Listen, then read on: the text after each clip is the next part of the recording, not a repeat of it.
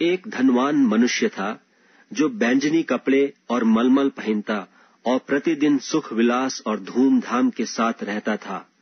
और लाजर नाम का एक कंगाल घावों से भरा हुआ उसकी डेवढ़ी पर छोड़ दिया जाता था, और वह चाहता था कि धनवान की मेज पर की झूठन से अपना पेट भरे, वरन कुत्ते भी आकर उसके घावों को चाटते थे।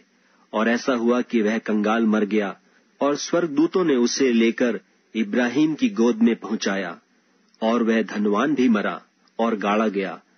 और अधोलोक में उसने पीड़ा में पड़े हुए अपनी आंखें उठाई और दूर से इब्राहिम की गोद में लाजर को देखा, और उसने पुकार कर कहा, हे पिता इब्राहिम, मुझ पर दया करके लाजर को भेज दे, ताकि वह अपनी उंगली का सिरा पानी में भिगोकर मेरी जीभ को ठंडी करे, क्योंकि मैं इस ज्वाला में तड़प रहा हूं। परंतु इब्राहिम ने कहा, हे पुत्र, स्मरण कर कि तू अपने जीवन में अच्छी वस्तुएं ले चुका है, और वैसे ही लाजर बुरी वस्तुएं, परंतु अब वह यहां शांति पा रहा है और तू तड़प रहा है।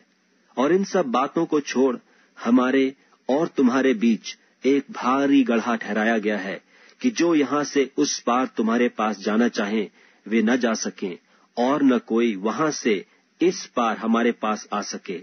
उसने कहा, तो हे पिता, मैं तुझसे विनती करता हूं कि तू उसे मेरे पिता के घर भेज, क्योंकि मेरे 5 भाई हैं। वह उनके सामने इन बातों की गवाही दे, ऐसा न हो कि वे भी इस पीड़ा की जगह में आएं।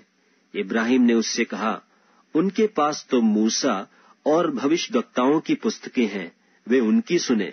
उसने कहा, नहीं हे पिता इब्राहिम, पर यदि कोई मरे हुओं में से उनके पास जाए तो वे मन फिराएंगे। उसने उससे कहा कि जब वे मूसा और भविष्यद्वक्ताओं की नहीं सुनते, तो यदि मरे हुओं में से कोई जी भी उठे तो भी उसकी नहीं मानेंगे।